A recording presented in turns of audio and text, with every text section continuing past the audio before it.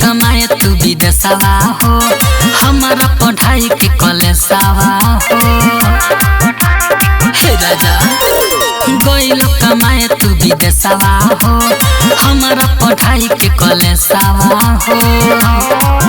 हर याद में तोहरा भइनी हम बेमार हो, पूछतावे अखिया के धार हो।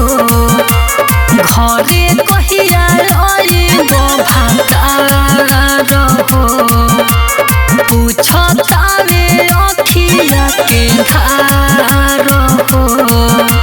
घरे कहिया आइबो भातार हो।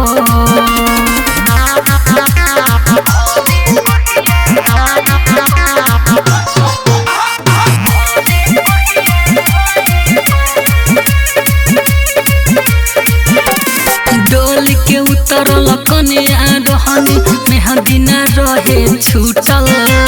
सोना के चिड़ैया लेखा उड़ल दिलवा हमर टूटल।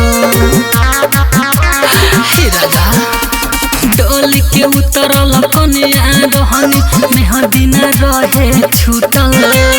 सोना के चिड़ैया लेखा उड़ल दिलवा हमर टूटल।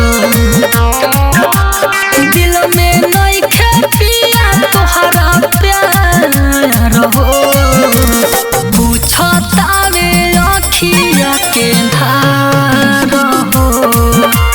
घरे कहिया आइबो भातार हो, पूछतावे अखिया के धार हो।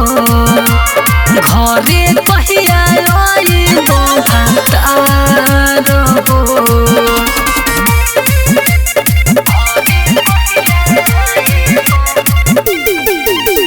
Music by Sugam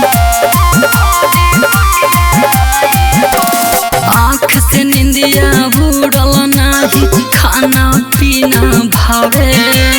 राइटर किसानी जीतू जितेंद्र तोहर ख्याल सतावे।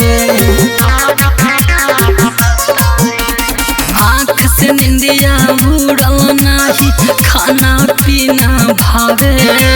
राइटर किसानी जीतू जितेंद्र तोहर ख्याल सतावे। गइल परवीन सात समुंदर पार हो, पूछतावे अखिया के धार हो। घरे कहिया आइबो भातार हो, पूछतावे अखिया के धार हो। घरे कहिया